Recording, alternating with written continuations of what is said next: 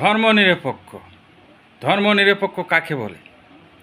পৃথিবীতে কোনো মানুষ নিরপেক্ষ আছে এক শিশু আর পাগল ছাড়া?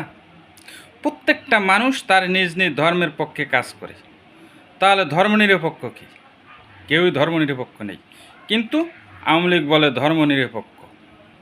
আসলে এটা একটা ভিন্ন শব্দ ব্যবহার করে আওয়ামী লীগ, যে যদি আওয়ামী লীগ হলো আসলে ধর্মের বিরুদ্ধে একটি দল।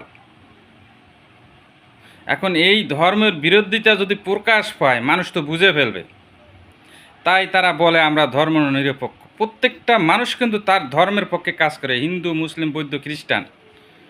আর আওয়ামী লীগ কেউ কিন্তু নিরপেক্ষ না, সবাই ধর্মের পক্ষে, অথচ আওয়ামী লীগ বলে ধর্ম নিরপেক্ষ।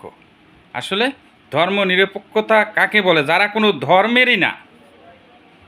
আমার কথা ভালো করে বোঝেন, ধর্মনিরপেক্ষ কাদের বলে? যারা কোনো ধর্মেরই না, অর্থাৎ নাস্তিক। নাস্তিকবাদদের বলা হয় ধর্মনিরপেক্ষ, কারণ তারা কোনো ধর্মে বিশ্বাসী না। আর শেখ হাসিনা বা আওয়ামী লীগ যে একটা নাস্তিকবাদ ধর্ম, তার একটা উদাহরণ আমি দেই। শেখ হাসিনা একবার জাপান সফর গিয়ে কিন্তু বলেছিল যে আমরা বা আমি বহুবাদে বিশ্বাসী। বহুবাদ কি? বহু আল্লাহ। আল্লাহ কি বহু? আল্লাহ একজন। এ কারণে বলি ওরা হলো নাস্তিক। ধর্মনিরপেক্ষতা হলো নাস্তিক। সবচেয়ে বড় বিষয় কি জানেন?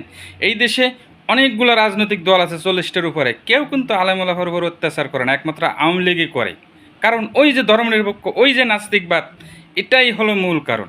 তাহলে আমরা কি বুঝলাম? ধর্মনিরপেক্ষ বলতে কিছু নেই, প্রত্যেকটা মানুষ যার ধর্মের পক্ষে।